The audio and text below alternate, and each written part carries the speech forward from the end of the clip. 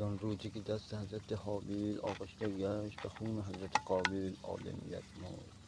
از آن روزی که یوسف را برادرها به چاه انداختند، از آن روزی که با شلاق خون دیوار چین را ساختند، آدمیت مرده بود گرچه عالم زنده بود.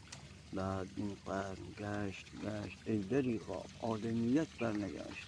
صحبت از عیسی و موسی و محمد نابجاست، قرن موسی چنده هاست. فرض کن در جهان یک شاخه گل هرگز نرست، فرض کن جنگل بیابان بود از روز نخست. در کویر سوت و کور با مردمانی با این مصیبت ها صبور، وای جنگل را بیابان می کنند. دست خون آلود خویش را در پیش خلق پنهان می کنند.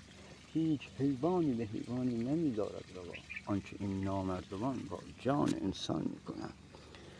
از نگاه فقان یک قناری در قفس، از نگاه ساکتی کودک بیمار. پس در این ایام زهرم در پیاله بغضم در گلوست.